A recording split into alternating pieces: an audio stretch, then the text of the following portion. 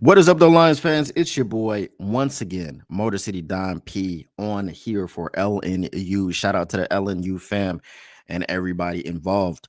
One thing is for certain, and three things are for sure. When you see me in front of your TV, number one is that the Motor City Cats are indeed back at it. Number two is that we came to give you stats and not none of that static. We don't like static around here. We don't like static cling. We don't like none of that static. And number three, and perhaps the most important, is that you keep your Lions news pragmatic. And you may be asking yourself, or you may be asking me, or you may be asking the person sitting next to you, how do you keep your Lions news pragmatic? How does one do such a thing? Well, it's very simple. All you do is smash that like button. All you do is subscribe. All you do is share. Let everybody know what is going on around here. And you have done it. You have kept your Lions news pragmatic because there's some people out here that ain't keeping it real. I keep it real. They don't even keep it realistic. You already know what it is. What up, though? Flying Hawaiian. Nice to see you back, brother. Missed you around here. So it is what it is, people. We got some things that we are going to get into today. It ain't training camp time, but it's almost training camp time. We are just a few weeks away from the Hall of Fame game, from all of that. All of that. Lions football is about to be back on the air. It is going to be back on the grass soon enough. Next thing you know, you turn around and we'll be sitting down on a live stream talking about the Hall of Fame game. Yes, we are sick. Okay, we will be on a live stream talking about the Hall of Fame game. I have not watched the Hall of Fame game in years. Okay, I just want to tell you this. I haven't watched the Hall of Fame game in years. I don't do the Hall of Fame game. I really don't do the preseason unless it's, the Lions, because that's my team, right? The Hall of Fame game is something I haven't participated in years. But now that the Lions are going to be participating in it, we are all going to pull up we're going to have a front row seat, right? Hell, the game takes place in Oh Hell No, which is a place that I don't ever want to go to. You understand what I'm saying? I've been taken there as a child. I went to Cedar Point. I didn't know where I was. I was taken there against my will. Well, it wasn't against my will. I was told that there would be rides, there would be cotton candy. As a child, that's all you have to say. There's going to be rides and there's going to be cotton candy. And we're going to go. We don't know. I didn't know. I didn't know the state I was crossing into. I didn't know that I'd been there. Then I got older and I was like, wait a minute. I was in Oh Hell No having fun? Something wrong with that. Something wrong with that. And shout out to whoever that guy was. I hope you're still not watching. You're not going to get anywhere with all this tribalism. Good luck with your local fans. Detroit versus everybody. I thought you knew. I guess you didn't. Bye-bye. All right. What up, the Taylor Made Media? He said, I think I watch the Hall of Fame game. It'll be on mute though. Hey, just come watch it with me. You know what I mean? And we don't have to listen to it. Well, I have to listen to it because while I'm talking to y'all, I have to listen to it. It's an occupational hazard having to watch the Hall of Fame game. But hey, the Hall of Fame game is when football officially starts. That's when people put pads on and they play other people. That's when the hitting starts, all that stuff. Now, it's probably going to be your fourth stringers, but that brings me into what we are going to talk about today. We're going to be talking about the position battles that we most likely need to be looking into. Now, I will be transparent here. I will be transparent here. Because of the scrutiny, not even the scrutiny is going to come from me. And I don't want it to come from me. But because of the flashlight that y'all have shined, because of the highlight, the limelight that y'all have given rookies of all the rounds. Now, there are some people in this draft class, specifically the top 5, picks, it's understandable that they're going to have all of the hype. Our guys have had so much hype that it's a little bit crazy, right? And I understand it's the only thing that we've had to talk about, but I've been going, hey, just grain of salt, grain of salt, grain of salt, just pump the brakes a little bit on everybody. Isaac Tesla is a Hall of Fame receiver already. And he hasn't taken a snap, and Ahmed Hassanin is the next John Randall. Look that up, okay? Look it up. If y'all don't know who John Randall is, and you don't know why I made that comparison, look it up, okay? And Dominic Lovett is replacing Khalif Raymond already. Khalif Raymond's off the team, apparently.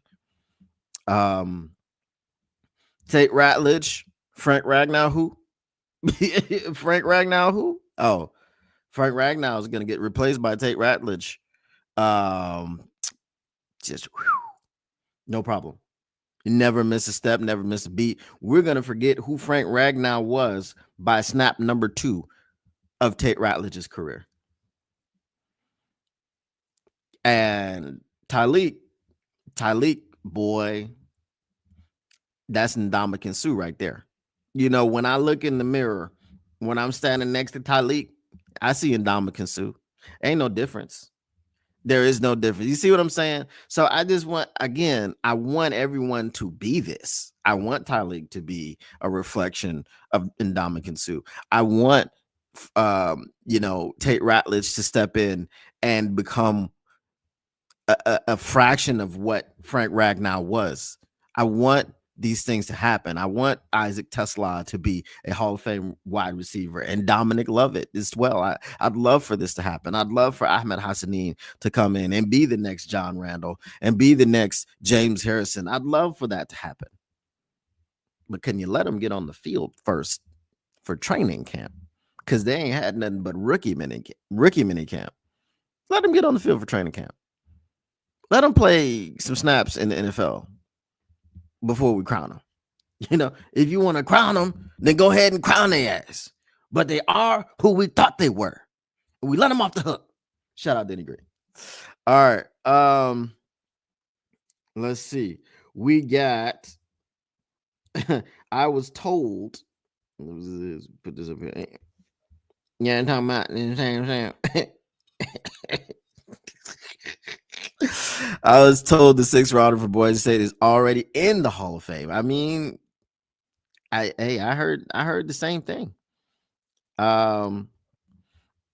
Tate Ratledge, same kid who ain't signed an NFL contract. That Tate Ratledge, yes, but also 30 of the 32 second-round picks have not signed their contracts. Obviously, this collusion case is reverberating in the background more so than we expected it to, because some things have come out. And there've been some really damning and damaging things for the NFLPA, and I would expect to shake up fairly soon at the top. I definitely would, because that stuff is crazy. Flying Hawaiian says Frank was a C in college, unlike Tate. No way Tate will be that good off the bat. Again, that's what I'm saying. I just want everybody to pump the brakes. Just let these young boys develop into men. Okay, they are young NFL boys right now. Let them develop into grown NFL men. Once they do that,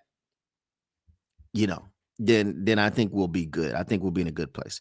All right. So as I said, we're talking about training camp battles today. We got an article here from Christian Boer, Detroit Lions on SI. Shout out to them. Shout out to Doc, friend of the show. Y'all know who Doc is, right? So ranking Lions 2025 training camp position battles. When training camp opens for the Detroit Lions later this month, there will be no shortage of intriguing training camp battles for the team heading into the 2025 season. And what has become an off-season of change, There are plenty of opportunities available for young players and newcomers to step up and contribute. The Lions have made it clear that competition is king in their organization, with every player on the roster having the chance to make an impact right away. As such, there will be plenty of position battles. Whoop. There will be plenty of position battles that will allow head coach Dan Campbell and his staff to evaluate the best possible options to help the 2025 Lions reach their ultimate goal of winning the Super Bowl. Speaking of Dan Campbell's staff, boy, does the national media not give them any credit. Apparently, Kelvin Shepard and Johnny Morton couldn't be any worse as replacements for Osama bin Johnson and Aaron Glenn.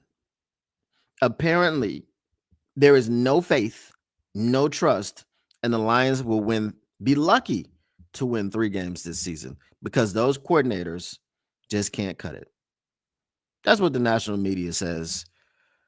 Well, at least that's the vibe that I'm getting from the national media. I don't think anyone has said that the Lions will win 3 games. But it is what it is. All right. We're going to start with number 5. Probably the least, I don't say important, I'm going to say the least interesting. Okay. The 5th battle is tight end 3.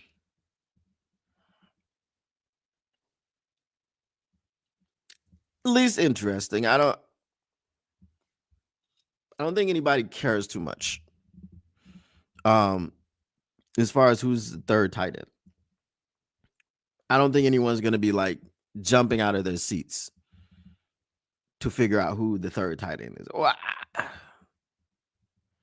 I know somebody who probably will be. I know someone who probably will be. It's like it's only 4 tight ends on the roster, and let that man get the right one who's going to be number 3. Oh my goodness. Lions Whisperer merch coming soon. You understand what I'm saying? If you know, use the hashtag.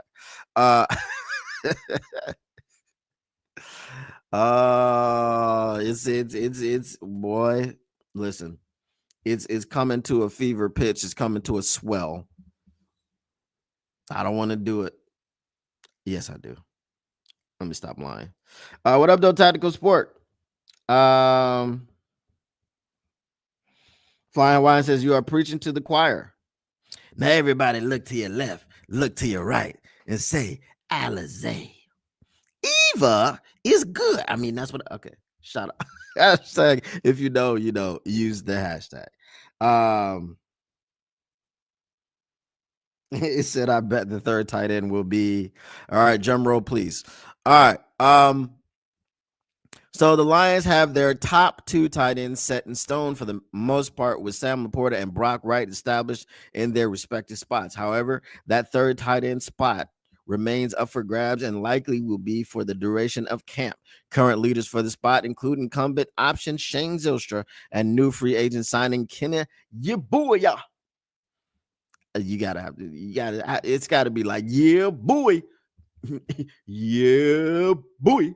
Shout out John Witherspoon, Detroit legend. So Kenny Yeboah.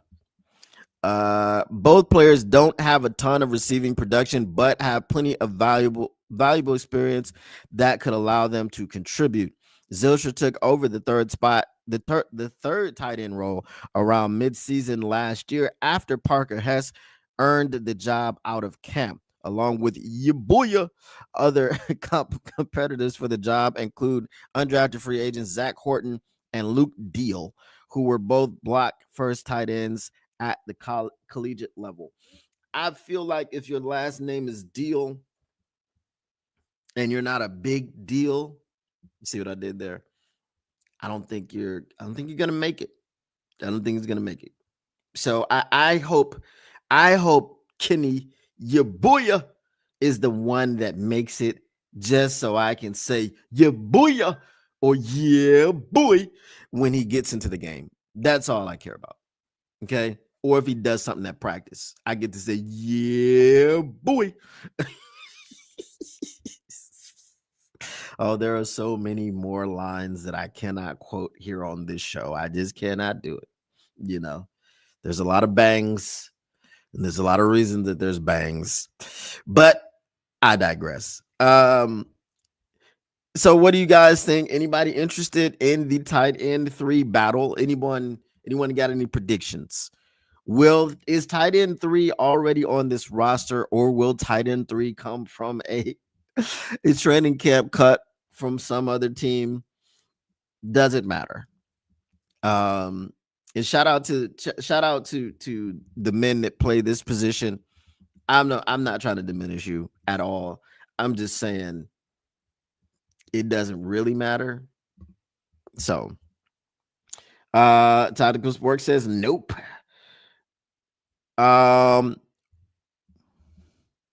Nemesis Breaks, what up though? He says, I don't know who's crowning these new guys already, but they gotta earn them spots. Facts. Lions fans are losing their minds over everybody. So, you know, I like to have people pump the brakes, lowered expectations. Shout out, use the hashtag. If you know, use the hashtag. All right.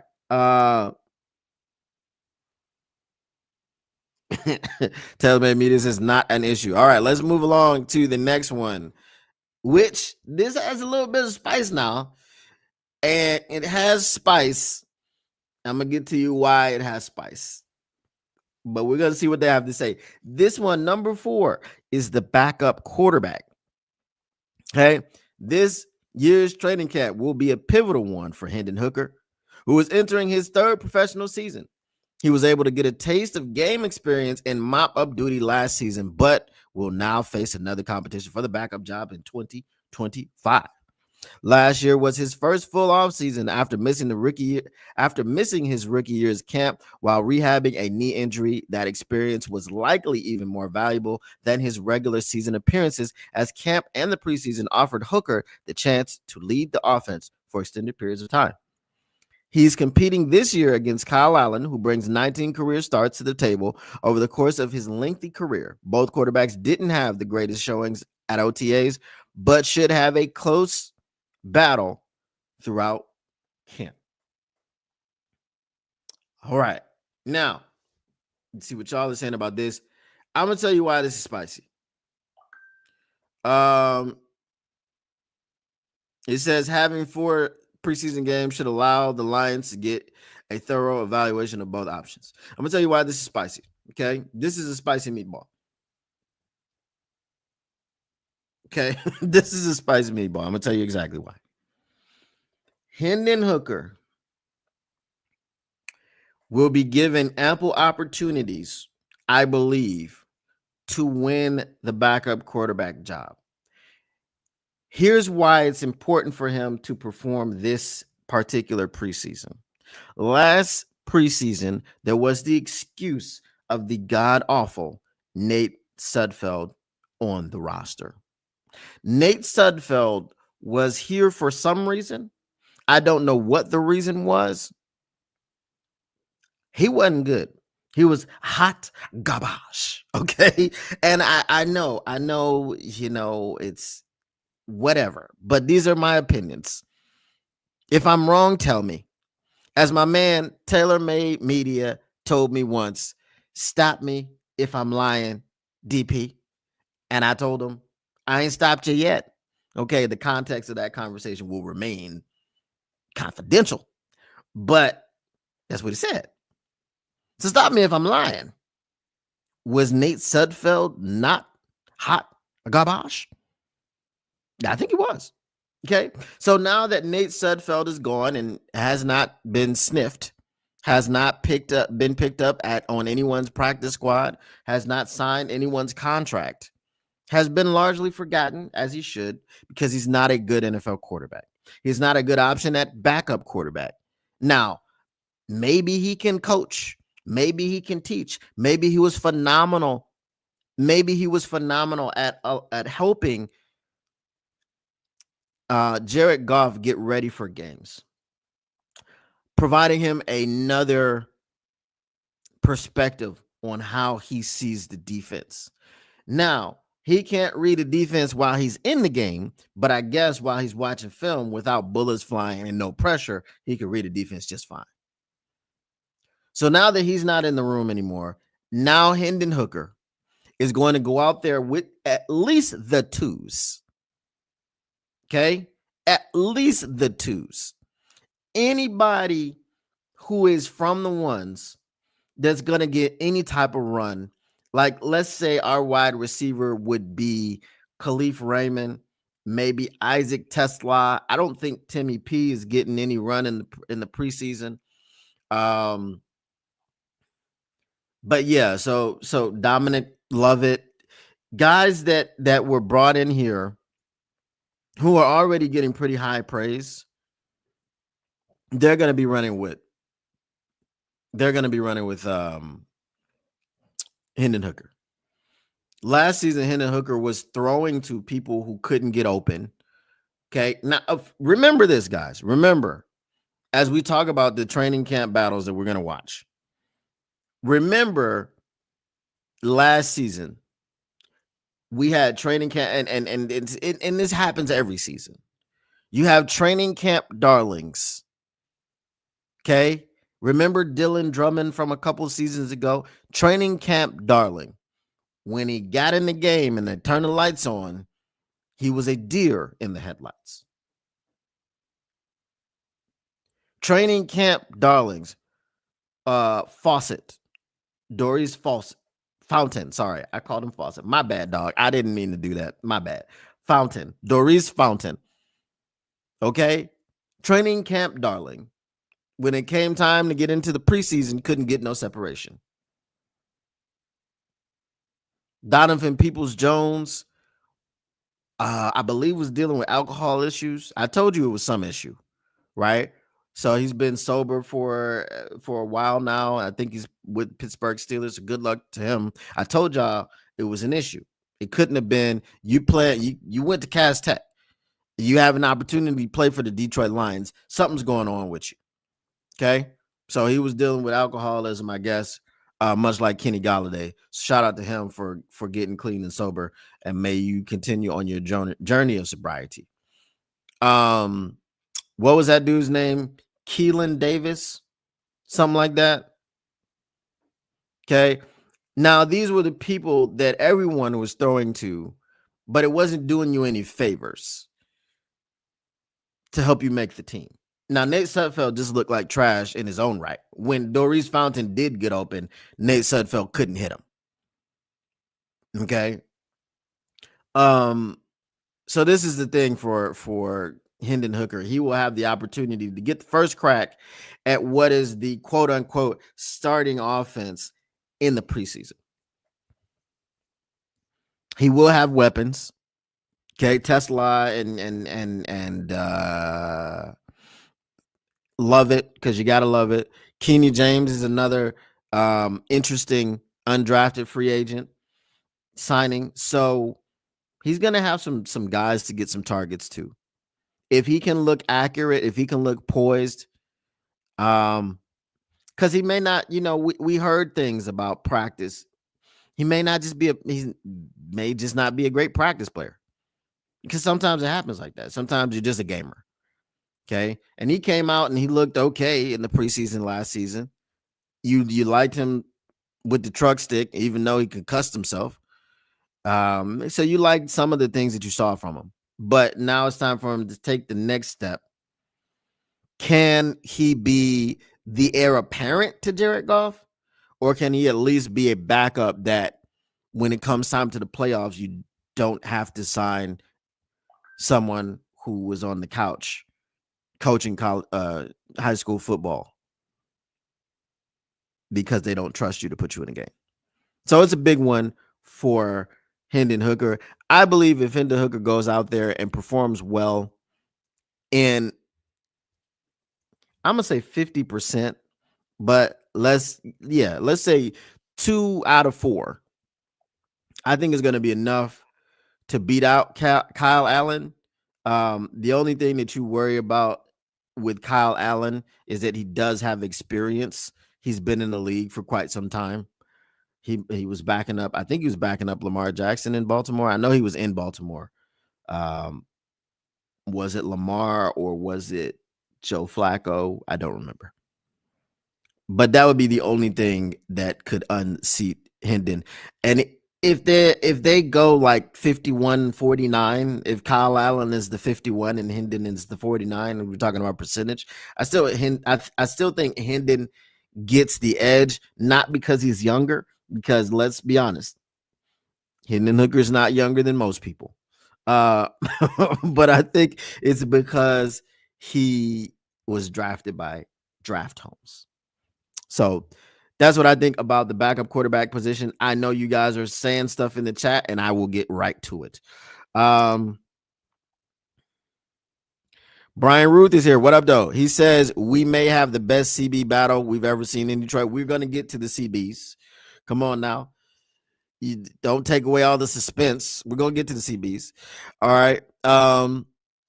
If he can't beat Allen, he's not worth keeping. Facts.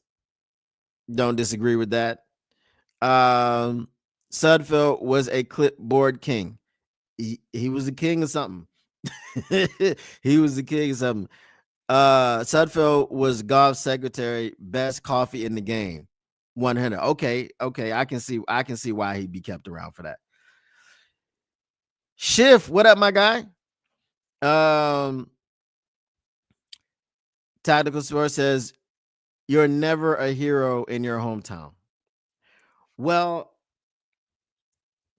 he could have been, but like I said, I'm not gonna say too much. I'm not gonna poo-poo on him I'm not gonna poo-poo on him too much because of the alcohol issues. So, and I said that he must be dealing with a lot of pressure playing at home. I mean, it's different playing for Cass Tech than playing for the Detroit Lions, right?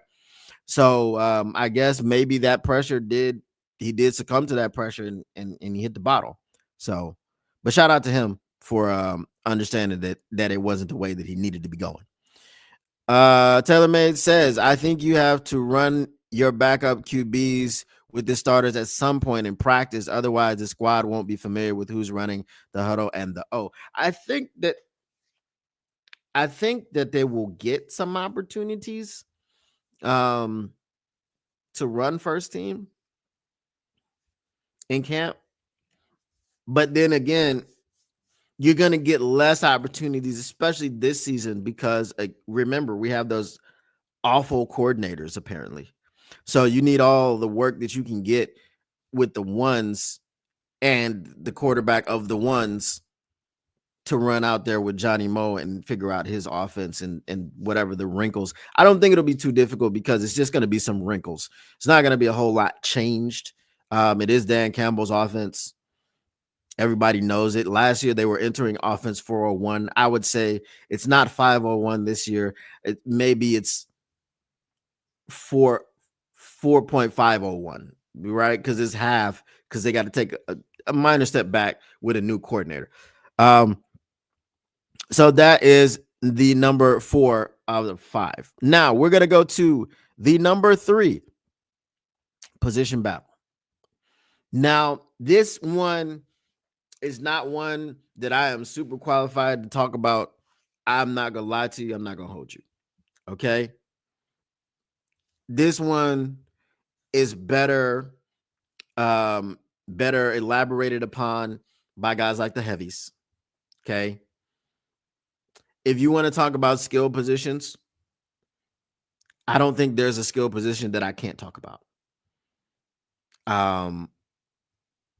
Because I played damn near all of them except for tight ends, right? If you call tight ends like a hybrid, like it's a skill, it's become more of a skill position in the last 15, 20 years than it was originally, with a bunch of blocking tight ends, which were basically just extra linemen. Okay. But when we talk about linemen stuff, I leave that to the experts. So guard. Now I can tell you when someone's trash. Okay. And I can tell you when someone's good. the nuances of offensive line play, not here. Okay. So I'm just being honest with you. I'm not one of those people who's going to sit up here and tell you I know everything about the game that there ever was to know about the game. And I actually was there when they invented the game, and I invented the forward pass. I don't do stuff like that. I know some people out there that do that type of stuff, but that's not me. When you come here to the Motor City Cats and LNU, Motor City Cats on LNU, okay? Shout out to me and Motor City Cats every, what is it? Monday through Thursday. No, Monday through Wednesday, and then Friday on the Motor City Cats at the same time as we started here, 7:15 p.m. Eastern time. So when you come to see me, you're going to get honesty. If I don't know something, I will tell you I do not know. If I know something, I will tell you I know it. But I will not tell you that I am the best in the world at knowing it, and I know everything, and no one knows more than me, because I cannot be corrected. I can't be wrong.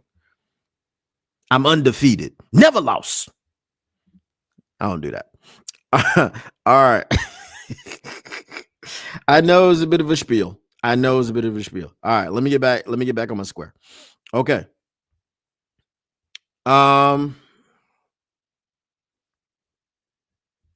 So the guard position is the third position battle that we should be looking forward to in camp. The offensive interior is the area where the biggest changes will be made from last season, as 2 of the 3 starters on the interior are gone, and a third could be changing positions. If Graham Glasgow does indeed move from guard to center, the Lions will be tasked with finding new starters at both left and right guard after Kevin Zeitler left in free agency and Frank Ragnow retired. At these two spots, top options include 2024 6th-round pick Christian Mahogany and 2025 2nd-round pick Tate Ratledge. Mahogany made 2 starts, including one in the divisional round of the playoffs, and was serviceable. Ratledge, meanwhile, played almost exclusively right guard in his collegiate career. He's also been cross-trained at center throughout the offseason. So while his long-term future could be there, the right guard position could be his best way onto the field at this stage. Other intriguing options include Coyote Awasika, who has starting experience, 2025 5th-round pick Miles Frazier, and veteran free agent signing Tristan Colon. Okay, so I do believe that Graham Glasgow will be starting at center, because Graham Glasgow has starting experience at center, because Graham Glasgow knows how to play center at the NFL level, and he has done it extensively in his career. He has both played center and guard quite frequently. Now, obviously, guard is his position, but he was our backup center last year. So I think the logical move would be to go with Graham Glasgow as center. Now, if Tate Ratledge really just is that dude and he comes in and he just blows everybody out of the water while playing the center position at training camp, then okay, you can see how he does in the actual NFL. Not just training camp, right? If not, and if there are some growing pains, as you would expect there to be, because you're taking a rookie who not only has to get used to playing his position at the NFL level, but also get used to playing another position at the NFL level, that's going to be tough. So I wouldn't expect for Tate Ratledge to be taking live bullets, at the beginning of the season at center. If you're going to see Tate Ratledge on the field, I do believe that it is going to be at the guard position, and the other chips may fall where they may. Thoughts?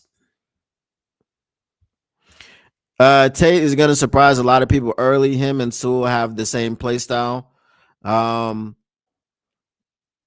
don't mind him surprising.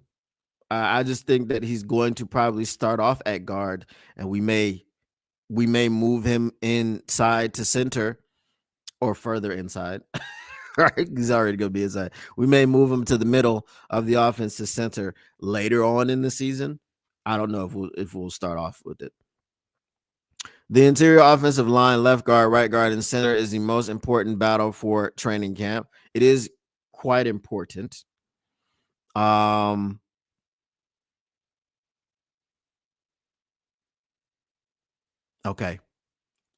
No, I was going to compare it to something, but no, I'm not going to.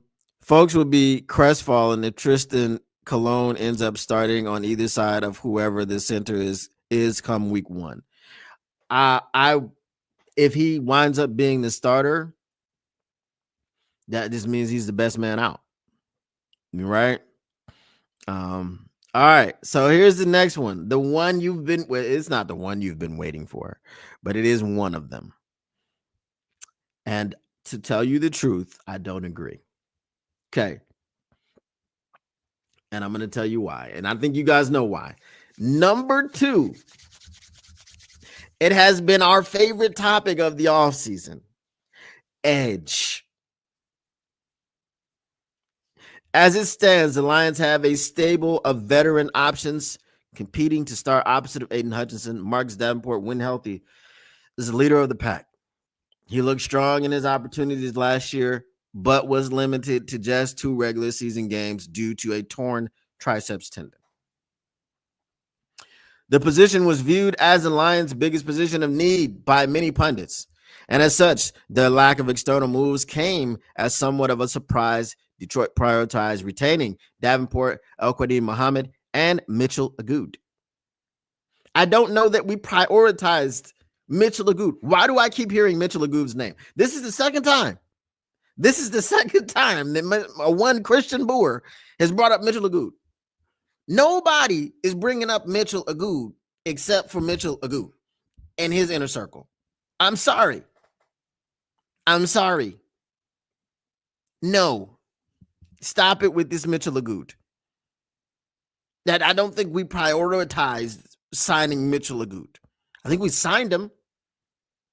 We kept him around, but it wasn't a priority. Does anybody know his deal?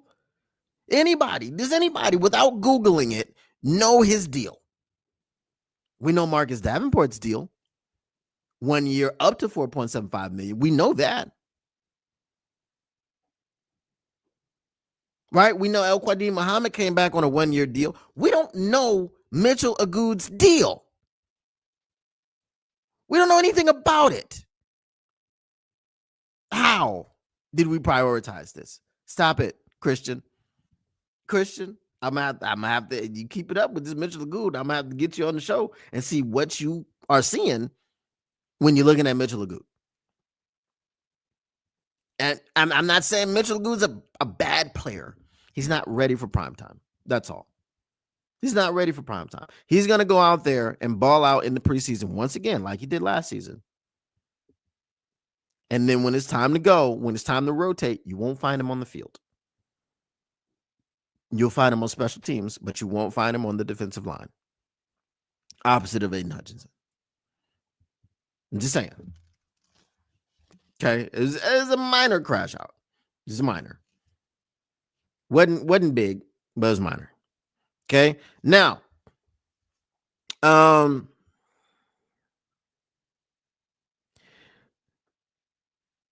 Muhammad was one of the team's top. Hold on. Oh, sorry. Let me finish that. Okay. So while waiting until the 6th round to draft a player at this position in Ahmed Hassani, Davenport will be competing with Josh Pascal and Muhammad at the top of the depth chart. We're going to dissect this. Okay. Was one of the team's top in-season pickups last year, while Pascal is a run-stuffing option who has yet to unlock his pass rush potential throughout his first 3 years. Potential of what? He has 5 sacks in 3 years. What is the potential? The potential to do what? He's not like, if you're talking to me about like Nick Scorton, like you've seen him get to the passer, you've seen him dominate. Obviously, he was in college, but you've seen him at Purdue flying around. You've seen him giving Michigan problems in the run. See, here's the problem. when like I get like it seems I'm hating. I just want y'all to be realistic. I keep it real. You're not even keeping it realistic when you're talking about Mitchell Agood and when you're talking about the potential pass rush of Josh Pascal. Josh Pascal, he don't get to the passer. He's been at it for 3 years. He has 5 sacks. What's that? 1.25 sacks a year? I don't understand.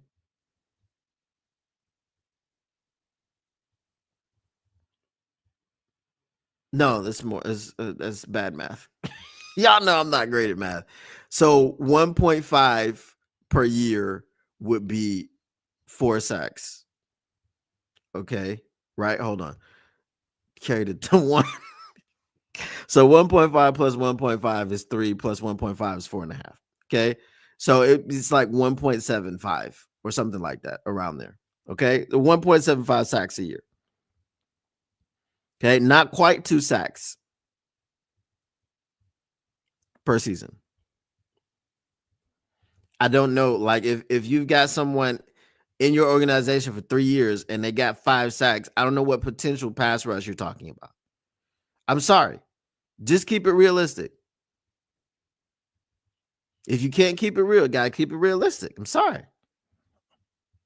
Love Christian's work. Love it. But I don't agree with this Mitchell Agood take, and I don't agree with this Josh Pascal take. And we can disagree. I'm not calling him a hack. I'm not slandering Christian's name at all. I do not agree with his Mitchell Agood and his Josh Pascal takes. I just don't. And that's fine. I still love his work. Shout out to you, Christian. You do a great job. Much better than me. Okay.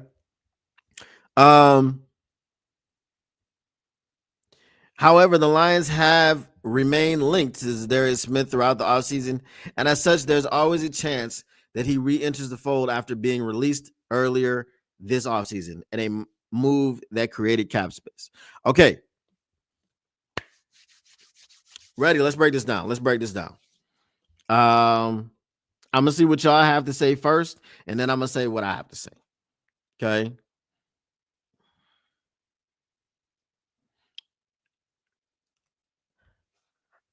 Edge isn't important. Just make sure Davenport doesn't get injured.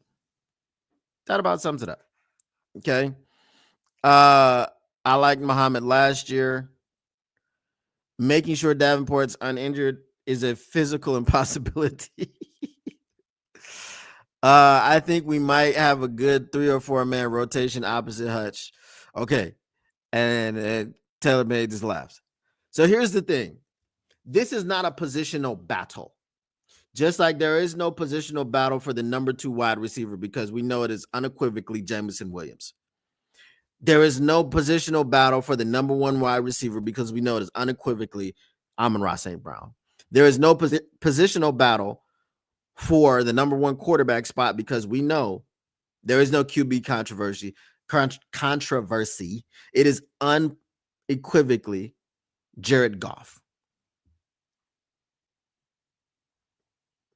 If Marcus Davenport is healthy, it is unequivocally Marcus Davenport. There is no battle. Marcus Davenport is not in a battle with Josh Pascal. How? How does one say Marcus? That's an oxymoronic sentence. Those things don't even belong in the same sentence together. Okay, I know now the oxymoron generally has to do with one word. Okay, like girly man, in case y'all don't know what an oxymoron is. But this statement is an oxymoronic statement that Josh Pascal is in competition with Marcus Davenport because competition alludes to 2 people or more competing for the spot. No one is competing for the spot opposite Aiden Hutchinson. Marcus Davenport has the spot. The only thing about Marcus Davenport is health. There is no competition. He is not vying or jockeying for position with other players. Like, if I come out on top, I'm going to be opposite Hutch. He's not participating for the opportunity to play opposite Hutch. That is his position, not his position to lose. It is his position. He's penciled in as the starter. The only time you could say that there is a competition is if you do bring back Zadarius Smith. Then I don't even think it's a competition. I just think it's understood that they are rotating because Marcus Davenport can't stay healthy. This is not a competition. When I read this and I saw Edge as the number 2 most intriguing competition, what is intriguing about it? What are we looking for? If Marcus Davenport goes down and we didn't bring back Big Z, we are in the same situation as we were last year, just that we have a healthy Hutch and a bunch of dudes on the other side. It is not a battle. No one is gonna be like, oh, I wonder who's gonna be starting on the edge opposite of Aiden Hutchinson. It's not a positional battle. Sorry.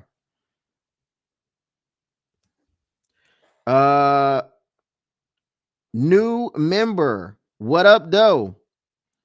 This is Nemesis again. Nemesis Breaks became a YouTube member. Shout out to Nemesis Breaks. Also, make sure that you go ahead and subscribe to Motor City Cats, my guy. Brian Ruth says Davenport could have been a 1 on most teams if he could have ever stayed healthy. So what I've been saying about Marcus Davenport, even before, well, it was after, because I had to kind of clarify my stance after I got labeled as the Marcus Davenport hater. Marcus Davenport would not be on the Detroit Lions if he could stay healthy, because we wouldn't be able to afford him, because he'd be getting top tier, upper echelon pass rusher money. You'd be looking at him to get the type of contract that you're looking at Aiden Hutchinson to get, because he has that ability. He has that skill set. He's super violent, super physical, runs through your face, can get to the passer. Okay? Remember and remind yourself that his best season getting to the passer was 9 sacks in only 11 games. He has the ability to do it. No one is disputing that. He can't stay healthy. No one disputes that either. So, Taylor May says the only thing Marcus Davenport is competing for is whatever the incentives are in his contract. Facts. He's competing against himself. You know what I'm saying? It's like, man, I might as well just be shooting on air, just shooting shots. I'm competing against myself. There's no competition out here. There's no competition. On the Lions roster currently, here, I'm going to say this to you. On the Lions roster currently, the only competition to Marcus Davenport is Aiden Hutchinson. And they're playing on opposite sides of the field. They're playing at the same time. Okay? If you said that for some reason Marcus Davenport can't play opposite Aiden Hutchinson and he has to play the same side as Aiden Hutchinson and they can't be on the same field at the same time, for whatever reason, if you said that, then if you wanted to talk about a training camp battle, the only thing that you could say is Marcus Davenport against Aiden Hutchinson. That's it. Marcus Davenport is not competing with Josh Pascal, El Quadin Muhammad, certainly not Mitchell Agood, certainly not Ahmed Hassanin. What are we talking about? This is not a competition. This is not a battle that we need to keep our eye on. The only thing that people are going to be keeping their eye on in training camp, as far as the edge position, and I can guarantee you this, is what is Ahmed Hassanin doing? When you watch the Hall of Fame game and you're watching the edge, you're only going to be watching to see what is Ahmed Hassanin doing against NFL competition. Now, mind you, yes, these are going to be 4th stringers and 3rd stringers and what have you. But that is the only thing you're going to be watching for. You are not going to be watching for what Josh Pascal is doing. You're not going to be watching Mitchell Agood. We know El Quadin Muhammad is effective. I think he had 3 sacks last season. 3 sacks last season beats out Josh Pascal's highest total season of sacks. And Josh Pascal has got many, many, many more opportunities to start and be effective than El Quadin Muhammad has had. El Quadin Muhammad is a journeyman, and he seems to have found a home in Detroit.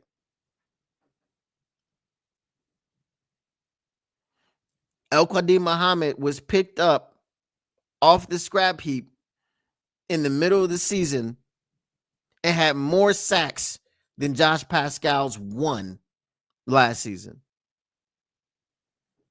He's a better pass rusher than Josh Pascal.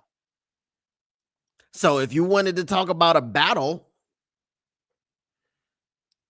I would say El Quadin Muhammad versus Josh Pascal. Hmm?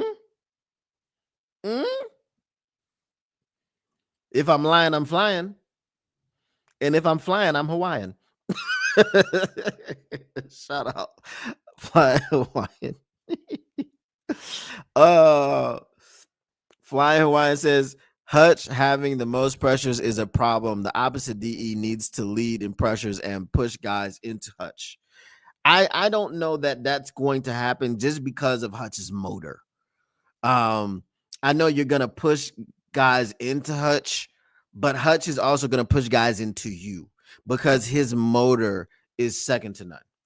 I don't think anybody in the league other than maybe TJ Watt has a more consistent motor than Aiden Hutchinson.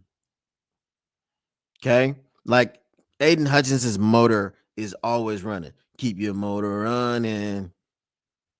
Heading down the highway. You know I had to do it. I had to do it. So yeah, I think that it's gonna go both ways. Okay.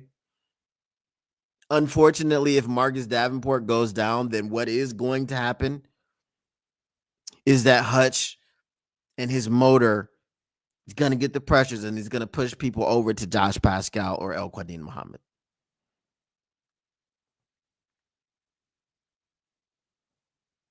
Okay. Now, I'm going to say something crazy.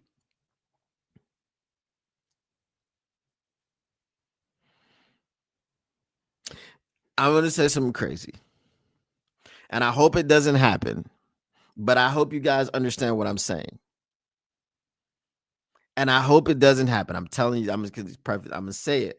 It's going to sound crazy. Y'all going to be like, damn, Don P, why are you doing that? I got to say it because it makes a lot of sense. If Marcus Davenport is going to go down and it's going to be somewhere early like it was last season, then you would want it to be training camp so that then you just re-sign Big Z. Like I and it's not something I'm hoping for. I hope Marcus Davenport is healthy and plays all 20 or 21 games that we have. Okay, you see what I did there? 20 or 21. If you're the 1 seed, then it's 20. If you're not the 1 seed, then it's 21. You got to go all the way. Okay. Got to play 4 playoff games instead of 3. I hope Marcus Davenport is healthy for every single one of those games. And I hope he is hoisting the Lombardi trophy at the end of the season. Because Marcus Davenport staying healthy for the entire season would go a long way for the Detroit Lions Super Bowl aspirations. A very long way. Super far. Okay. Brian Root says, all I know is Ahmed had the highest win rate playing at Oregon, but that's not the NFL. I'm just saying that is not the NFL. And that's why that's my pump the brake situation there. Okay. That's not the NFL. It ain't. Okay. It's just not. Kayvon Thibodeau was doing his thing at Oregon himself. And on draft night, we were hoping for a Kayvon Thibodeau trade to the Detroit Lions.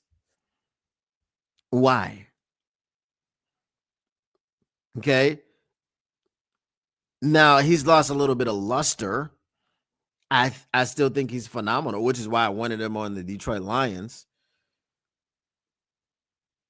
But if he basically the knock on him is that he's not living up to that number 5 overall pick status. That's all. Is he still a very good player? Is he still phenomenal? Yes. Did I want him opposite Hutch? Oh, yes. Did I think he was going to be opposite Hutch after they drafted Abdul Carter? Hell no. Because Joe Shine somehow has kept his job. But there's no way in the world that you let Saquon Barkley go to the Eagles, then you draft Abdul Carter while you have Kayvon Thibodeau on the other side, and then you trade Kayvon Thibodeau. Oh, you're fired before the end of the draft. I know John Mara is incredibly patient for whatever reason. That man would have been fired in the draft room. They would have had security. Come get this man. Come get him. Come get him. John Mara would have been on the phone. Excuse me, Detroit. Yeah, we're gonna need Kayvon back. He wasn't authorized to make that. He's no longer in the employment of the New York Giants. No. See, he got fired. Yeah, he wasn't even supposed to be in the draft room. I'm sorry for the misunderstanding. We're gonna need that player back. Nah. You're so crazy. He said he ain't gonna give it back to me. He said, Brad Holmes said no. He said hell to the no, hell no. What are we talking about, bro? Let's see. The opposite DE needs to contain the run and push people into Hutch. I know he needs to, but I'm just saying, I'm telling you, if it ain't Marcus Davenport, then what's going to wind up happening is Hutch is going to be doing a lot of the pushing. Because my point is this.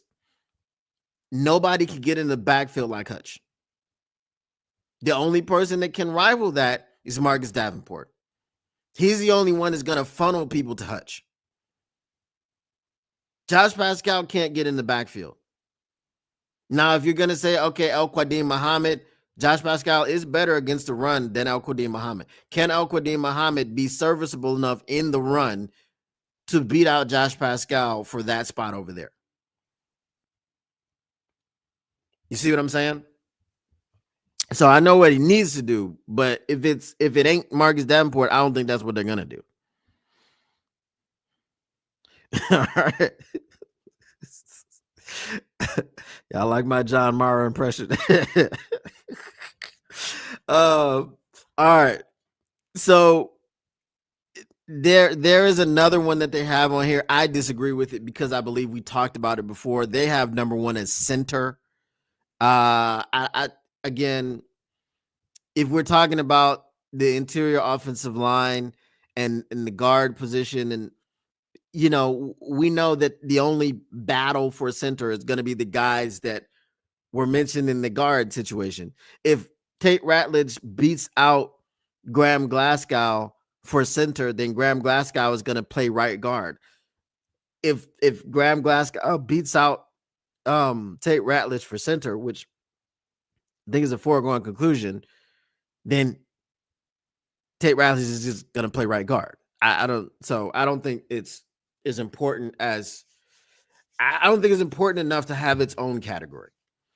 What I do want to talk about, which is not on here, and I knew this wasn't on here, but as Brian Ruth mentioned before, was the CB battle. Before entering training camp, like I would say in the offseason, if you told me that there was any hint of a cornerback battle, I would have told you that you're crazy. Because our cornerbacks are set. It's Terrion Arnold, DJ Reed, Amik Robertson. Okay. And then who else is there? But now there may be a battle. And I don't think it's going to go the way of Ennis Rakestraw. But I think if Ennis Rakestraw stays healthy, he doesn't have any soft tissue injuries, doesn't have any hamstring pulls, he doesn't have any of that stuff going on, which is what kept him out of the lineup. I think that he will push Terrion Arnold. And I think that's going to make Terrion better because remember, it's a bloodbath in there. I think it's going to make Terrion better. And I think what he's going to do is he's going to push his way onto the field more so than just a backup.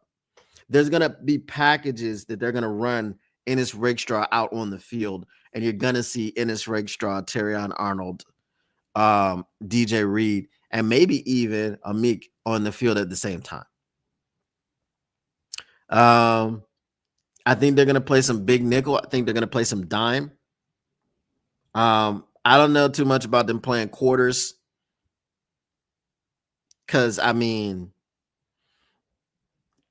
the only time I can see them really playing quarters or prevent defense would be at the end of halves, end of games, which the thing that they say about the prevent defense at the end of the game is you're preventing yourself from winning. So I don't know if that's a philosophy that Kelvin Sheppard wants to adopt. But also, I mean, if you're up by 7, you kind of need to stop a team from, you kind of need to spread it out, make sure nobody gets behind you, and you have to stop a team from getting into the end zone.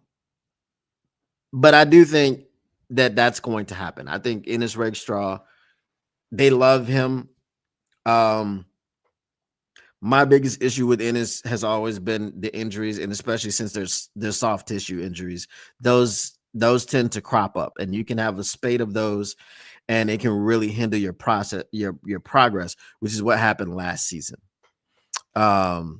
So is Ennis going to beat out Terrion? I will tell you no. Is Ennis going to get on the field? I will tell you most likely he will be there. So what do you guys think about the cornerback battle? Do you think that the battle, because I would have told you that the battle is between Ennis and Amik, but apparently, like I said, they like him outside. They want to see him play on the outside. They don't want him so much in the slot. So Amik is there in the slot.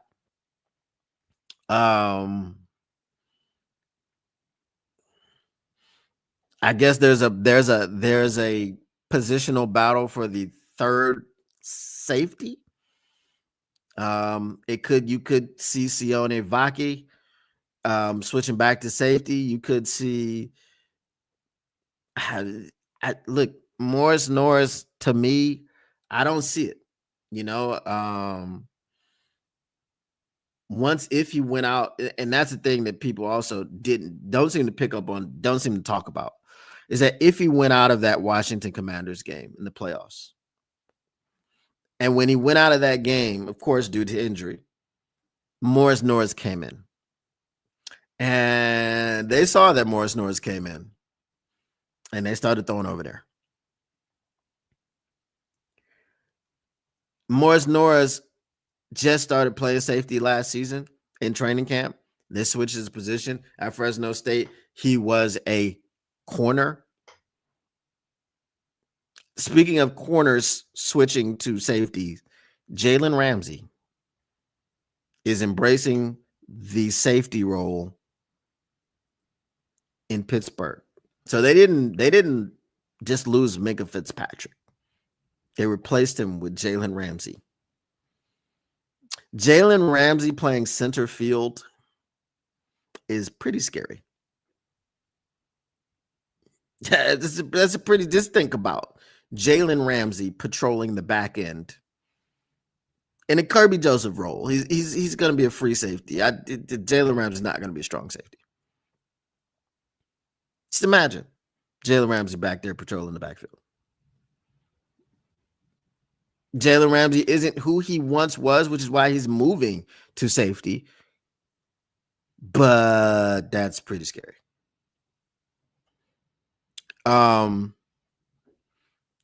So yeah, I don't know. I don't see the best player is gonna play. But I don't see a world where that would be Ennis over Terrion. Stone. What up, though, Zach J?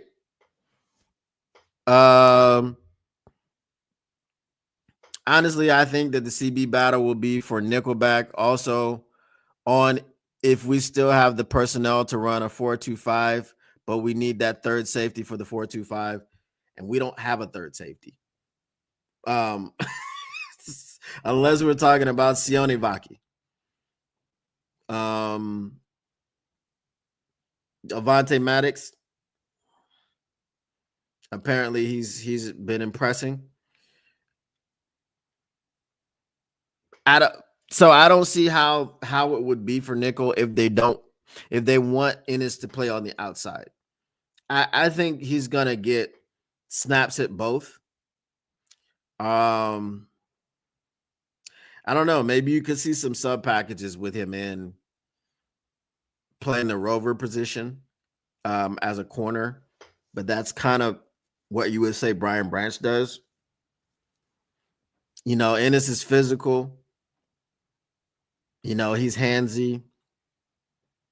Did he see enough from what Terrion went through his rookie season to be able to not replicate the same things? I don't know.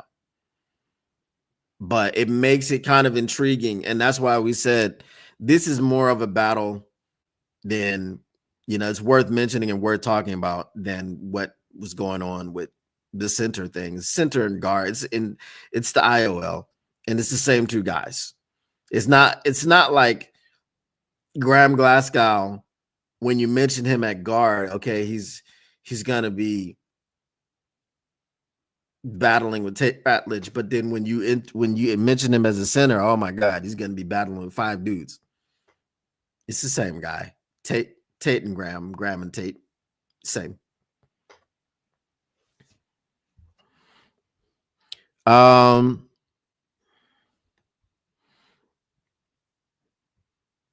Yes. So again, I will mention to you guys, I am working on a fantasy football platform.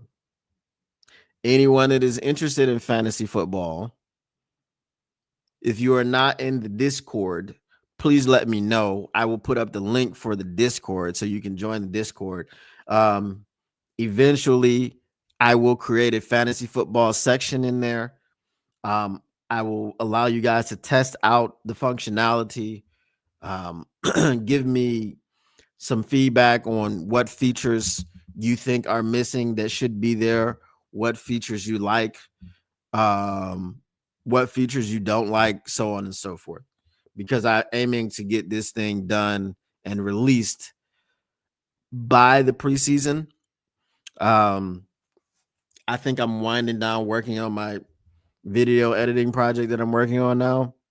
That's going to help me actually put out content because I have not put out any clips or anything since May 31st. So I think I should be finished with that. Hopefully not by the end of the week. Hopefully today, like within the next couple of days. I've been doing a lot of debugging, a lot. So just make sure to let me know.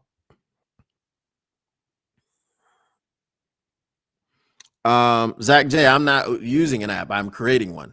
So that's the thing.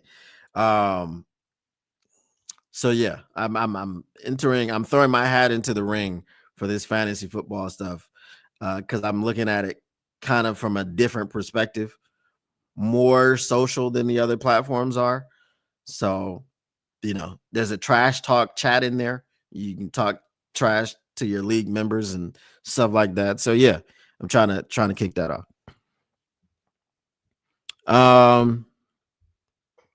Tyler Sports says, and I think that we should move more towards a 4-3 with nickel mixed in.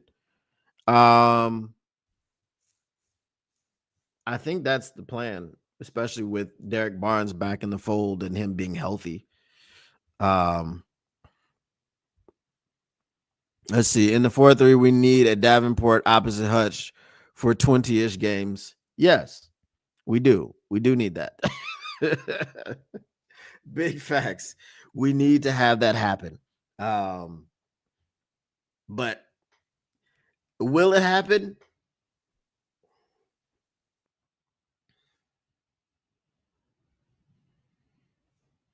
Like position battle for edge is crazy. I just it's crazy. There's no battle.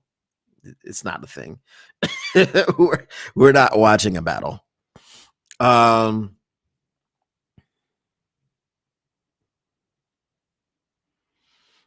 right, mailbag questions. Mailbag.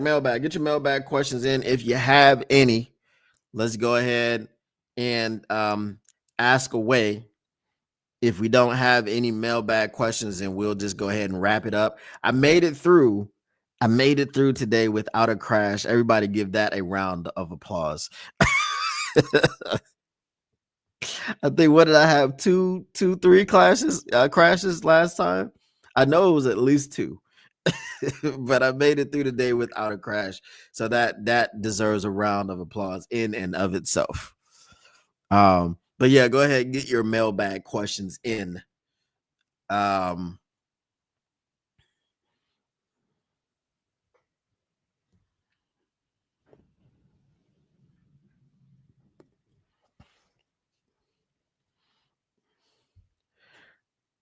a celebration. Round of applause. Celebration. I'm Rick James. It's a celebration. I had to leave out some words there. Seems like the hardest positions to find are great run stuffing DEs and strong side LBs. I mean, that's the thing with Marcus Davenport, and I understand that hoping and wishing on Marcus Davenport's ability to stay healthy is crazy, but he is a great run stuffing DE and a very, very, very capable pass rusher as well. So, I mean, when you get 9 sacks in 11 games, it's not that you're capable. I mean, you're above average at the pass rush position. So, when you got a guy that can do both things really, really well, then he can't keep his health. So that's the issue. All right. If we don't have any mailbag questions, then I'm going to skedaddle. We got a mailbag question from Taylor Made Media. He says, "What would you be looking for out of Hendon Hooker during the preseason?" What I'd be looking for out of Hendon Hooker in the preseason is to be able to go through his progressions and be accurate. Right? I don't want him to just take one look and run. I want him to be able to go through his progressions, be accurate, and then when the need comes, if the pocket collapses around him, not because he was taking forever to process what was going on in front of him, but because maybe it was a blitz. Okay, maybe they just got bull rushed off the line and they weren't able to protect him. At that point, I want you to pull it down and run. Okay, and I also, if you're gonna truck somebody, which is fine, keep your head out of the equation. Just truck with your shoulder. Put your shoulder down. They don't call it putting your head down. Call it putting your shoulder down. Right? When you put your head down, that's to grind and to work. You just put your head down and work. That's what that is. So, yes, that's what I would like to see from Hendon Hooker. All right, guys, I appreciate you once again. I'm going to go ahead and get out of here. As I said, make sure you keep it locked on to Motor City Cats. Okay, we've got another one. All right. TaylorMade is the king of mailbag questions. Shout out. Said, what percentage of his snaps would you roll him left or right? Is he right-handed or left-handed? What I would do, as I think all good offensive coordinators and quarterback coaches do, I would do what he's most comfortable with. So if he's most comfortable with going right, I would do the majority of the times him going right, because that's going to put him in the best position to succeed. And then I would mix it up with the left, just kind of throw the defense off a bit. But if he's right-handed and he rolls right, it's going to be more effective for him to be able to throw on the run. It's going to be a natural movement. If he's right-handed and he rolls left, throwing on the run, unless a dude is like right in front of you, just rolling right, you're rolling left, and you do one of those awkward joints like that. But yeah, I would put him in the best position to succeed. Right-handed, yeah. So I would roll him right. Vast majority. I don't know the percentage. You want to keep the defense honest, but if you can't throw rolling to your left, then they're gonna know it's a run. So yeah, the way to keep him off guard, you roll him to his right, and then you can do whatever. The whole playbook is open at that point. All right. Do you think play action is ideal for a talent like Hendon Hooker? What does play action do? It freezes the defense. Yes. Yes. Play action is beneficial for every quarterback. Right? Now with Hendon Hooker, it might be a different type of play action. Right? He's going to be a threat to run. So obviously, you play action with the read option. Okay. You read option him, and then you also have the option to throw someone leaking out the back. So yes, I think if you sprinkle that into Hendon Hooker's game, that is definitely a game changer for him, because it opens some things up.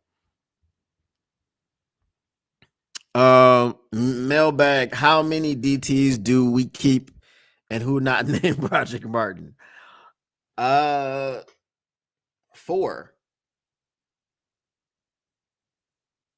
Yeah. So Aleem McNeil, DJ Reader, Roy Lopez, and Tyleik Williams.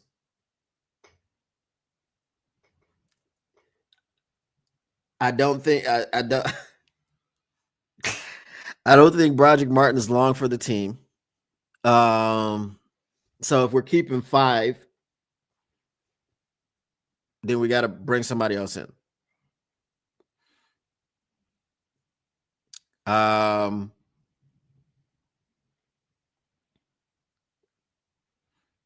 we probably will definitely have 5, because Aleem McNeil is not going to be available from the beginning of the season. So you got to bring somebody else in. So right now, available to you. I forgot about Mekhi Wingo. Sorry. I forgot about Mekhi.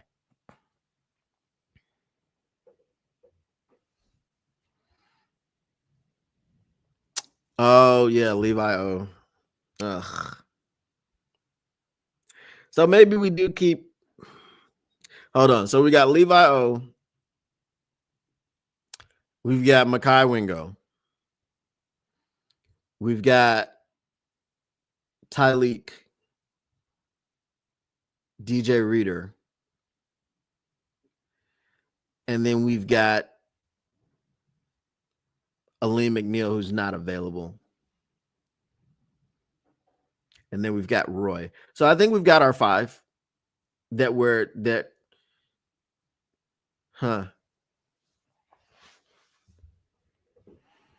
I mean, we got to keep 6. Are they cutting anybody? They're not going to cut Roy. They just signed him. They're not going to cut Levi O. They're not going to cut Mekhi Wingo. And then the top 3, Tyleik, DJ, and Aleem. So I guess we keep 6.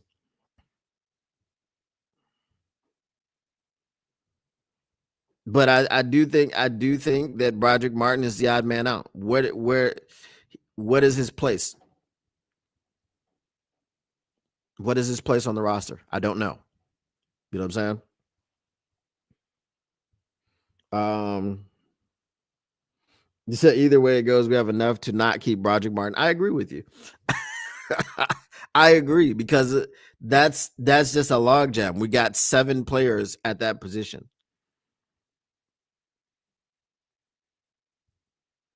Now Aleem is going to start on IR, or sorry, he's going to start on the pup.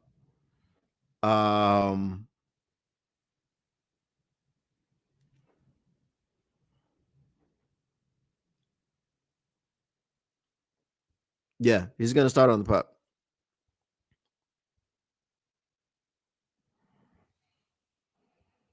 His place has been holding the bench down. It has been.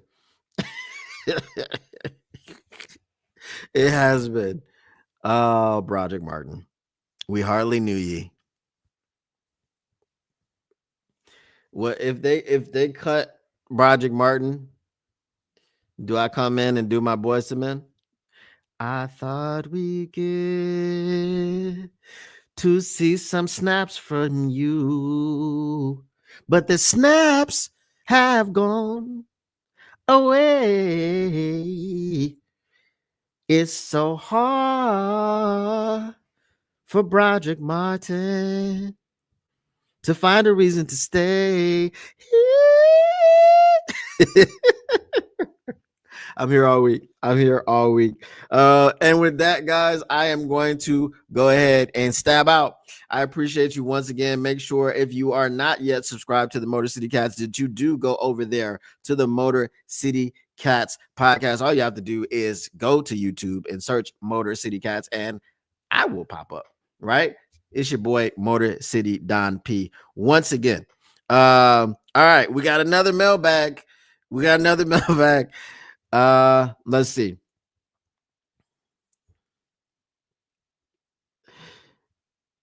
It won't need that song, maybe Celebration. How many O-line on active roster does Sorsdal get cut? Yes. Yes. Please, yes. Please, God. How many do we have right now? We've got let me go this way. We've got Taylor Decker, Christian Mahogany, Miles Frazier, Tate Ratledge, Graham Glasgow, Panay Sewell, Coyote, Awasika. I think Agua Kun is practice squad. Sorsdal is 8. Dan Skipper got 9. I think we have 10 and not in total because we got some other guys. So let's say we've got 9 on the active roster.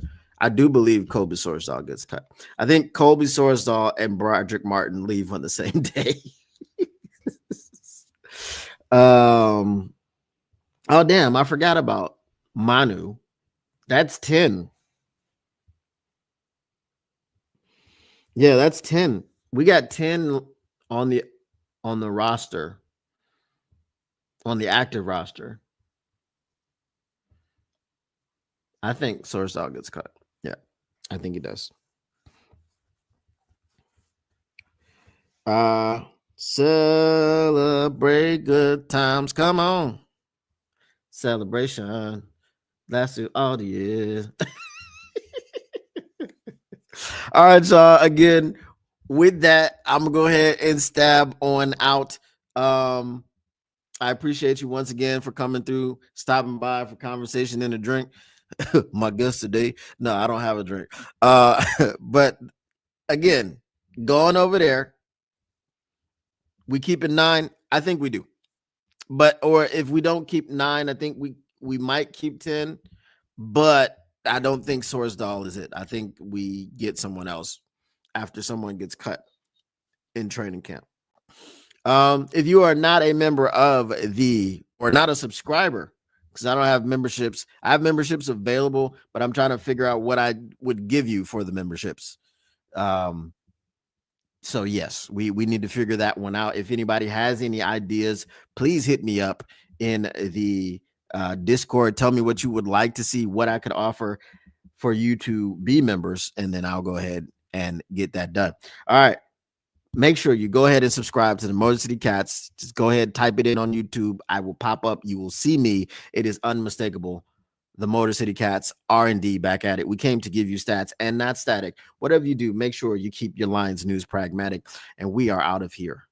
A peace.